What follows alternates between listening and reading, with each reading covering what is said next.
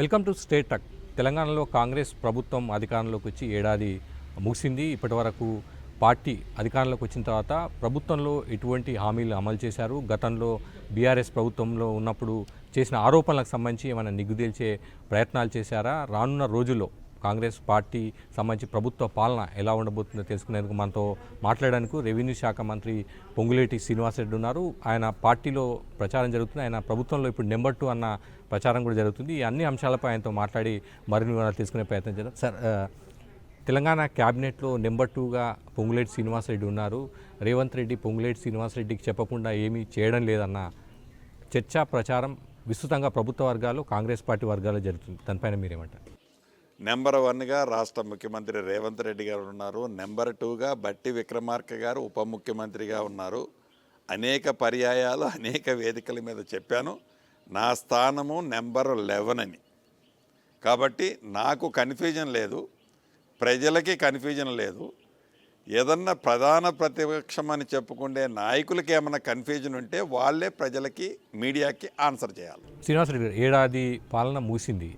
ఇప్పటి వరకు ఎన్నికల ప్రచార సమయంలో ఇచ్చిన 6 గ్యారెంటీల అమలు కానీ, 60 పైగా హామీలు కానీ ఎన్నిటిని అమలు చేశారు? ఎన్నికలకు ముందు రాష్ట్ర వ్యాప్తంగా ఇందిరమ్మ ప్రభుత్వము 6 గ్యారెంటీలు ఇచ్చిన మాట నిజం. ఈ 6 గ్యారెంటీలు ఇచ్చేటప్పుడు ఆనాటి ప్రభుత్వం చేసిన అప్పులు 3 లక్షల కోట్లు అనేది మా మైండ్లో ఉండేది. తీరా ఎన్నికలు అయిన తర్వాత అన్ని పొద్దులు కూడితే రమారమి ఆ అప్పులు 7,19,000 కోట్లు అయింది. దీంట్లో భాగంగా ఏదైతే ఆనాటి ప్రభుత్వం చేసిన అప్పులలో భాగము ప్లస్ మిత్తి కలిపితే ప్రతి నెల ఇప్పుడున్న ప్రభుత్వము పాత అప్పులు మిత్తి కింద కట్టాల్సింది 6,500 కోట్ల రూపాయలు.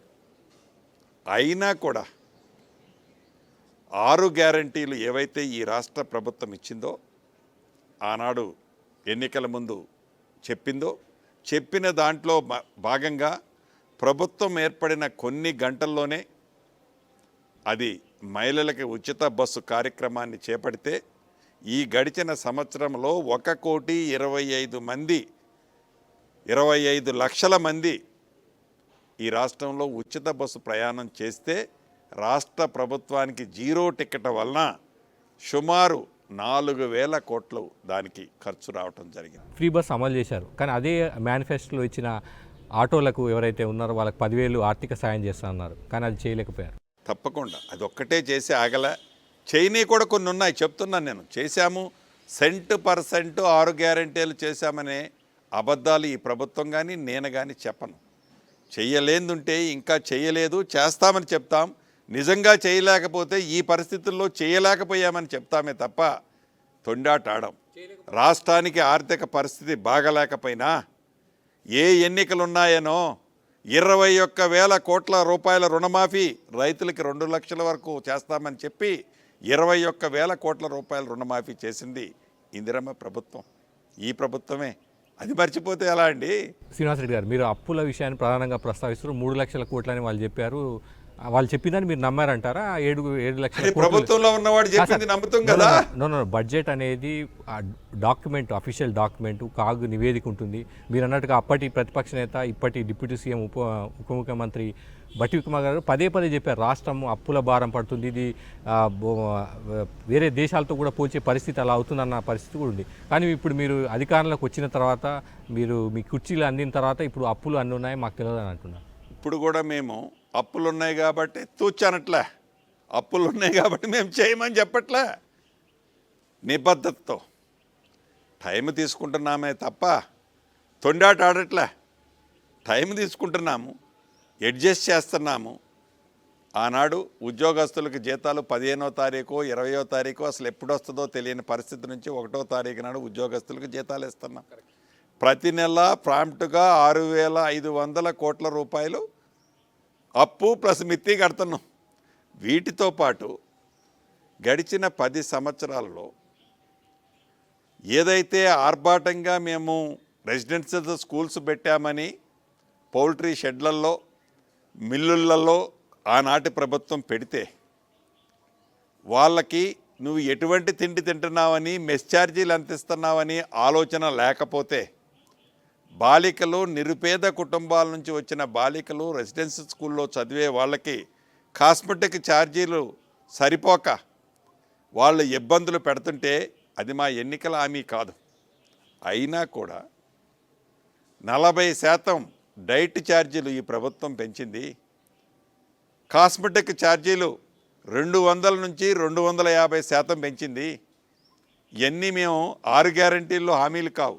6 గ్యారంటీల్లో హామీలు కొన్ని చేయలేదు, కానీ నిత్యము ప్రజలకి ఆనాడు 2 సంవత్సరాలు 2.5 సంవత్సరాల నుంచి ఇదే హాస్టల్లో ఎవరైతే భోజనాలు తయారు చేస్తారో, ఎవరైతే మెస్ బిల్స్ పెండింగ్ ఉన్నాయో, 2.5 సంవత్సరాల నుంచి పెండింగ్ ఉంటే ఇందిరమ్మ ప్రభుత్వం వచ్చిన తర్వాత వాటిని క్లియర్ చేసింది. దశాబ్దం పైగా మీరు రాజకీయాలు ఉన్నారు. గతంలో ఎప్పుడైనా గురుకులాలకు హాస్టళ్లకు తాళాలు వేసిన పరిస్థితి, యజమానులు తాళాలు వేసిన పరిస్థితి కాంగ్రెస్ పార్టీ హయాంలోనే ఎందుకు జరిగింది? కాంగ్రెస్ ప్రభుత్వం ఉన్నప్పుడు ఎందుకు జరిగింది?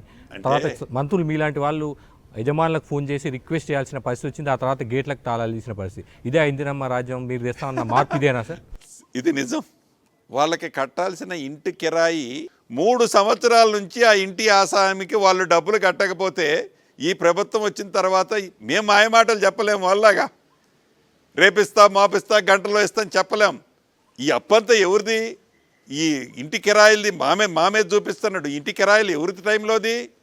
మీ టైంలో ఉన్న 3 సంవత్సరాల క్రితం బాకీలు మేము కట్టినాం. వాళ్ళ మీద ఎందుకు చూపించలేకపోయారు? అంటే మీరు ప్రభుత్వం అంత బలహీనంగా ఉందా? బలహీనంగా అంటే నోరు అడ్డం వేసుకొని తప్పుని ఒప్పు చేయాలని తాపత్రయం వాళ్ళు పొద్దున్న లెగిస్తే రోడ్డెక్కుతున్నారు. మేము ప్రజల కష్టాలు తెలుసుకోవటానికి ప్రజలతో కలిసి ఉంటున్నాం. అంటే నోరు పెద్దదుందని నోటికొచ్చినట్టు అసత్య ప్రచారాలని సత్య ప్రచారాలుగా ప్రజల్లోకి తీసుకుపోవాలని తాపత్రయపడుతున్నారు. వాళ్ళు చేసిన ఆర్థిక అరాచకాలని స్ట్రీమ్లైన్ చేస్తూ గాడిలో పెడుతూ మేమున్నాం. ఏదైతే నాట్ ఓన్లీ ఇళ్ళకి తాళాలేయటం, ఈ మధ్య మాట లెగిస్తే హాస్టల్లో ఫుడ్ చూడటానికి పోతున్నాం, ఫుడ్ పాయిజన్ అయింది, ఫుడ్ ఇదైంది అదైంది అని అంటున్నారు. నిజం, కొన్ని జరిగిన మాట వాస్తవం. అసలు దీనికి కారకులు ఎవరు?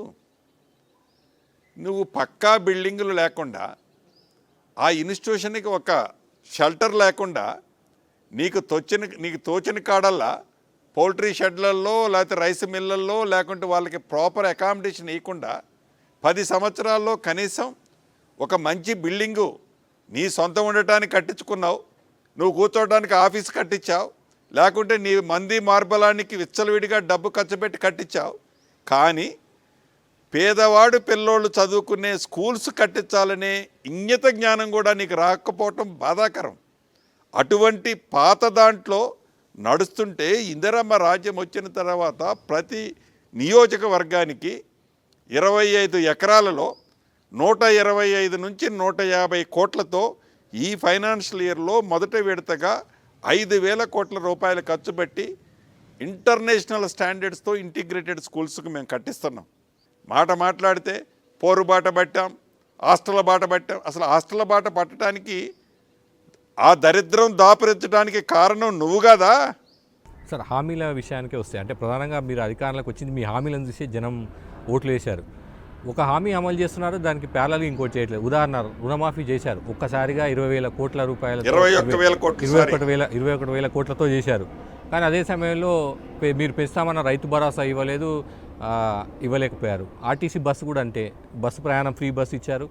మా మహిళలకు సంబంధించినంత వరకు చేయూత కింద ఇస్తామన్నారు డబ్బులు, మహాలక్ష్మి పథకం కింద, అవి ఇవ్వలే. అట్లా ఒకదానికి చేస్తే ఇంకోటి చేయట్లేదు. అంటే మీరు కోత పెట్టే కార్యక్రమాన్ని మొదలుపెట్టినట్టు అనిపిస్తుంది. హామీల అమలు కంటే ఒకటి చేసి దానికి ప్యారలల్గా ఉండేదాన్ని కోత పెట్టే కార్యక్రమం, దానికి కారణం గత ప్రభుత్వం అనే లాజిక్తో మీరు ఈ 4 ఏళ్ల పాలన సాగించేలా కనిపిస్తుంది బేసిక్గా ఇప్పుడు చూస్తే ఈ 1 సంవత్సర పాలన. మీరు అన్నట్లు నిజంగా కోత పెట్టే ఆలోచనే ఈ ప్రభుత్వానికి ఉంటే 21,000 కోట్లు రైతు రుణమాఫీ చేసే బదులు మీరన్నట్టు రైతు భరోసా మొదటి విడత ఈ ప్రభుత్వం వచ్చిన తర్వాత చేశాం. రెండో విడత ప్రభుత్వంలో డెఫినెట్గా చేసేవాళ్ళం. రైతు రుణమాఫీ బదులు రైతు భరోసానే ఇచ్చేవాళ్ళం. 21,000 కోట్లు ఎక్కువ, లేకపోతే 6,500-7,000 కోట్లు ఎక్కువ. మీరు అది దానిలో 2 ఇస్తామన్నారు. వినండి, అంటే మాకు ఏ ఎన్నికలు ఉన్నాయని మేము రైతు రుణమాఫీ చేయలే. రేపు ఏది సంక్రాంతి తెల్లారి నుంచి రైతు భరోసా కూడా రైతన్నకి ఇస్తాం. ఇంకొకటి కూడా మీరు మర్చిపోతున్నారు. ఒరేస్తే ఉరే అని చెప్పాడు ఆనాడు ఆ మహానుభావుడు.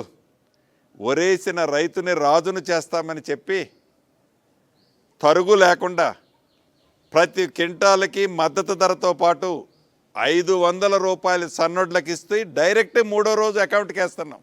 ఇది బోనస్ కూడా మళ్ళీ పాయింట్ సార్. మీరు వడ్లకి ఇస్తామన్నారు, దాంట్లో ఇప్పుడు సన్నొడ్లు తీసుకున్నారు, వేరే వడ్లకి ఇవ్వమన్నారు. మేనిఫెస్టోలో అట్లా లేదు. మీ మేనిఫెస్టో చెప్పేది మేనిఫెస్టోలో లేని ఇందాక కొన్ని చెప్పాను కదా. ఉన్న వాటి గురించి మీరు ఎట్లా అడుగుతున్నారో సార్, లేని వాటి గురించి చెప్పాం తప్పకుండా. నేను అనేది అంటే మేనిఫెస్టో ఏదో ఒక రోజు ఆర్థిక పరిస్థితిని గాడిలో పెట్టిన తర్వాత ప్రతి అంశాన్ని ఇవాళ ప్రయారిటీ వేజు బైఫర్కేషన్ చేస్తున్నాం. ఉన్న డబ్బులు పెట్టి ప్రయారిటీ వేజు బైఫర్కేషన్ చేస్తున్నాం. రైట్ టైంలో అన్ని కార్యక్రమాలు ఇచ్చిన ప్రతి మాటనే నెరవేరుస్తుంది ఈ ఇందిరమ్మ ప్రభుత్వం. పూర్తి విశ్వాసం ప్రజలకుంది. ఆ బావాబామర్దులకి ఆ మాజీ ముఖ్యమంత్రికి తప్ప ప్రజలకి చాలా క్లారిటీ ఉంది. శ్రీనివాసరెడ్డి గారు, సంవత్సర కాలం అయింది, ఇంకా ఎంతసేపు బీఆర్ఎస్ బామర్దులు ఫామ్ హౌస్ రాజకీయాలు ఎంతకాలం చేస్తారు? ఇంకా వాటితోనే ఎంతకాలం టైం పాస్ నిజం చెప్తున్నాం సార్. వాళ్ళు సంవత్సరం ఎక్కడ సార్, మేము పరిపాలనలోకి వచ్చిన 10 రోజుల నుంచి మిమ్మల్ని దించుతామని మొదలుపెట్టారు సార్. 10 రోజులు కూడా కాల మేము పరిపాలనలోకి రాకముందు నుంచి ఏం చేయలేకపోయాం మేము ఈ సంవత్సరంలో. 10 సంవత్సరాల్లో నువ్వు ఎలగబెట్టింది ఏంటి? ఈ సంవత్సరంలోపు మేము ఏం చేయలేదని నువ్వు ఆరోపణలు చేస్తున్నావు. ఉండాలి కదా నీకు. మాకు కనీసం మా ముఖ్యమంత్రి గారు అన్నట్టు ఒక 3 ఏళ్ళలో 4 ఏళ్ళలో టైం ఇచ్చిన తర్వాత ఇదిగో నువ్వు ఇది చేయలేదని మాట్లాడితే అర్థం ఉంటుంది. దొరికిన కాడికి దోసుకుంటేవి, ఎక్కడా రిసోర్సెస్ లేకుండా చేస్తేవి. ఉన్నదాన్ని మేము జాగ్రత్తగా పొదుపు చేసి ఈ రాష్ట్రాన్ని అభివృద్ధి బాటలో నడిపిస్తుంటే కనీసం అప్రిషియేట్ చేయకపోతే చేయకపోయావు. ఆ ఫామ్ హౌస్లో కూర్చొని ప్రశాంతంగా రెస్ట్ తీసుకోకుండా వీళ్ళని నువ్వు వెనక ఉండి ఈ బచ్చగాళ్ళని రోడ్డు మీదకి పంపించి రెచ్చగొట్టించుకుంటా ఏం చేయాలనుకుంటున్నావు ఈ రాష్ట్రాన్ని? మంత్రులుగా పనిచేశారు, 3-4 సార్లు ఎన్నికలు, వాళ్ళు బచ్చగాళ్ళు అయిపోతారు సార్. బచ్చగాళ్ళు అంటే అదే అర్థమైందంటే మీరు అనేది అనడం కాదు, ఉద్దేశపూర్వకంగా నువ్వు ఎందుకు వాళ్ళని రెచ్చగొడుతున్నావు అంటున్నా. గతంలో ఆర్థిక పరిస్థితి బాగాలేదు, దానికి గాడిన పెట్టే ప్రయత్నం చేస్తున్నాం అంటున్నారు. కానీ గత బీఆర్ఎస్ ప్రభుత్వ మోడల్ని మీరు కూడా రాజకీయాలు అనుసరిస్తున్నట్టు కనిపిస్తుంది. ఆయన అంటే బీఆర్ఎస్ ఆయనలో 2 సార్లు కూడా ఇతర పార్టీలు ఎన్నికైన వాళ్ళు వాళ్ళ పార్టీలోకి చేరారు. ఇప్పుడు కూడా మీరు కూడా బీఆర్ఎస్ పార్టీ నుంచి తీసుకుంటున్నారు. రాహుల్ గాంధీ ఏమో ఫిరాయింపులు అనేది మంచిది కాదు, ప్రజాస్వామ్యాన్ని మంచిది కాదు, ఆయన ఊరూరా తిరిగి చెప్తున్నారు. వీరు ఈడనేమో మాత్రం ఎమ్మెల్యేలను తీసుకుంటున్న పరిస్థితి. దీన్ని ఎట్లా సంబంధించుకుంటారు? ప్రధానమైనది ఒకటే అంశం అండి, తాతక పెట్టిన బొచ్చ తలాపన ఉంటుంది అన్నట్లు. వారికి ఆనాడు మెజార్టీ తక్కువ ఉండో, ప్రజలు తీర్పు ఇవ్వకపోతేనో, కనీసం ప్రతిపక్షానికి ఉండాల్సిన అంకెలు కూడా లేకుండా ఫ్లోర్ లీడర్గా ఒక దళితుడు ప్రధాన ప్రతిపక్ష నాయకుడు ఉన్నాడు అనే ఆలోచన లేకుండా ఆనాటి కాంగ్రెస్ పార్టీలో ఉన్న వాళ్ళందరినీ మభ్యపెట్టి మాయమాటలు చెప్పి తను తీసుకున్నాడు. ఈరోజు మాకు 65 సీట్లు ఉన్నాయి. ఎవరైతే ఈ కాంగ్రెస్ పరిపాలన మీద పూర్తి నమ్మకము, అభిమానము, విశ్వాసము ఉందో వారి వారి నియోజకవర్గాల్లో ప్రజలు మీరు కాంగ్రెస్ పార్టీకి వెళ్ళే పోండి అని ఆ ఎమ్మెల్యేల మీద ఉన్న ఒత్తిడితో వాళ్ళు కాంగ్రెస్ పార్టీలో జాయిన్ అయ్యారు. మూడవది, అసలు ప్రభుత్వం వచ్చిన 10 రోజుల నుంచే కూలగొడతా అంటే ఇక ప్రజలు ప్రభుత్వం చూస్తా కూర్చుంటుందా? ఏంది కూలగొట్టేది నువ్వు? అంటే ఫిరాయింపులను మీరు ప్రోత్సహిస్తారు? ఫిరాయింపుల్ని మేము ప్రోత్సహించట్లే. జాయిన్ అవుతున్న వాడిని వచ్చి వద్దని అనలేము కదా. ఓకే, జాయిన్ అయిన వాడు ఓకే. ఒక ఎమ్మెల్యే అంటే ఒక పార్టీ నుంచి ఎన్నికైన అంటే బీఆర్ఎస్ ఎన్నికైన దానం నాగేందర్ సికింద్రాబాద్ కాంగ్రెస్ పార్టీ ఎంపీ అభ్యర్థిగా పోటీ చేసిన తర్వాత కూడా చట్టసభలకు రావడం కొనసాగడం కరెక్టేనా? అంటే అనర్హత వేటు వేయద్దంటారు ఒక రాజకీయ నాయకుడిగా? నిజాయితీగా సమాధానం చెప్పండి. దీని గురించి ఎక్కువ మనం మాట్లాడే బదులు ఆల్రెడీ ఇది ప్రధాన ప్రతిపక్షం అని చెప్పుకుంటున్న వాళ్ళు ఆల్రెడీ కోర్టులో వేసున్నారు. కోర్టు పరిధిలో ఉంది. కోర్టు స్పీకర్ ఎన్నికలు అన్నారు కదా, ఎన్నికలు వస్తున్నాయి అని తిరుగుతుంటే సార్ మార్పు రావాలి, కాంగ్రెస్ కావాలి అన్న అంశాన్ని ప్రధానంగా ప్రస్తావించారు, ఎన్నికల ప్రచారం చేశారు. తెలంగాణ తల్లి విగ్రహాన్ని కూడా మార్చారు. అందులో భాగంగానే అదే మీరు తీసుకురావాలనుకున్న మార్పు. దొరల పాలన, దొరల మార్కుగా ఏదైతే తెలంగాణ సాంగ్ ఎలా ఉండాలని దొరపోకడతో, ఏదైతే రిచ్ తెలంగాణ తల్లి ఉండాలని, ఇదే తెలంగాణ తల్లి మోడల్ అని వారికి వారు అనుకుంటే సరిపోదు. ఈ రాష్ట్ర ప్రజలందరూ ఏమి కావాలని కోరుకుంటున్నారో, ఏది కావాలని ఆశిస్తున్నారో ఆ పద్ధతిలో ఈ కాంగ్రెస్ ప్రభుత్వం, ఇందిరమ్మ రాజ్యం నడుస్తుంది. వారు అనుకున్నట్టు మళ్ళీ మేము అధికారంలోకి వస్తే సాంగుని లేపేస్తాం, విగ్రహాలు పడగొడతాం, రాజీవ్ గాంధీ గారి విగ్రహాలు కూడా తీసేస్తాం అంటే ఏంది? గాంధీ కుటుంబం అంటే ఈ దేశానికి చేసింది వెలకట్టగలిగేదేనా? సార్ మీరు చేంజ్ చేసినప్పుడు వాళ్ళు చేంజ్ చేయడం తప్ప, మీరు వాళ్ళు తీసుకొచ్చిన ఏముంది? తెలంగాణ విగ్రహం తల్లి పెడితే మేమేం పడగొట్టలేదే. తెలంగాణ తల్లి విగ్రహానికి సంబంధించి ఎక్కడైనా పడగొట్టే మా తెలంగాణ తల్లి విగ్రహం వాళ్ళు పెట్టిందాన్ని మార్పు చేశారు, వాళ్ళు కూడా మారుస్తామంటున్నారు కదా. కాదు సార్, వారు పెట్టిన విగ్రహాలు ఏదన్నా కానివ్వండి, ఈ ప్రభుత్వం వచ్చిన తర్వాత తెలంగాణ రాష్ట్రంలో మేము పడగొట్టామా? విధిపరంగా నిర్ణయాలు తీసుకున్న దాని ప్రకారంగా నిర్ణయాలను ఇంప్లిమెంటేషన్ చేశామే తప్ప ఎక్కడా పడగొట్టలే. కానీ వాళ్ళు తీసుకున్న నిర్ణయాలు కొన్ని ఏదన్నా న్యాయం అనిపించిన వాటిని మేము కూడా భేషజాలకు పోకుండా కంటిన్యూ చేస్తున్నాం. ఉదాహరణకి ఎన్నికల ముందు 2023 నవంబర్ 30న జరిగే ఎన్నికల ముందు 2 నెలల ముందు తెల్ల కాగితాన్ని నల్ల కాగితం చేస్తూ ఒక జీవో గృహజ్యోతి అనే కార్యక్రమాన్ని చేపడుతున్నాం. రాష్ట్ర వ్యాప్తంగా 4 లక్షలు ఇల్లు ఇస్తున్నాం, ప్రతి ఇంటికి 3 లక్షలు ఇల్లు ఇస్తామని చెప్పి ఒక జీవో రిలీజ్ చేసి, బ్రాందీ షాపుల కోసమైతే అప్లికేషన్ చేసుకోవడానికి 15 రోజులు టైం ఇచ్చారు. కానీ దీనికి అప్లై చేయడానికి కేవలం 24 గంటల టైం ఇస్తే అమాయకులు పేద ప్రజలు అప్లై చేసుకుంటే, ఆ అప్లై చేసుకున్న వాళ్ళు ఇలా జీవోని నమ్మి ఇల్లు పడగొట్టి, కొంతమంది పేదవాళ్ళు అర్హులైన వాళ్ళు ఇల్లు కట్టుకుంటే, ఇల్లు కట్టి వివిధ స్టేజీల్లో ఉన్నాయి, వాటిని కూడా భేషజాలకు పోకుండా వాళ్ళు తీసుకున్న నిర్ణయమైన ఇందిరమ్మ ప్రభుత్వంలో వాటిని యాక్సెప్ట్ చేస్తున్నాం. రాష్ట్రంలో రేవంత్ టీం ఉందా, కాంగ్రెస్ టీం ఉందా సార్? కాంగ్రెస్ టీం ఉంది. రేవంత్ టీమే లేదు అంటే ఒక రేవంత్ టీమే బాగా యాక్టివ్ ఉంది, రేవంత్ టీమే ముందుకెళ్తుంది, వాళ్ళే అన్ని కలిసి చేసుకుంటారు అన్న దానికి మీరే ఎట్లా సార్? ఇది కాంగ్రెస్ పార్టీ, ఇది ఒక నేషనల్ పార్టీ సార్. ఏంది రేవంత్ రెడ్డి గారి టీము, ఇంకొక టీము, ఇంకొకళ్ళ టీం అట్లా ఉండదు సార్. ఇది కాంగ్రెస్ పార్టీ టీం ఉంటుంది సార్. ఇది కాంగ్రెస్ టీం, నాటి వ్యక్తిగతంగా ఏ ఒక్కళ్ళ టీము కాదు, ఇది కాంగ్రెస్ టీమే.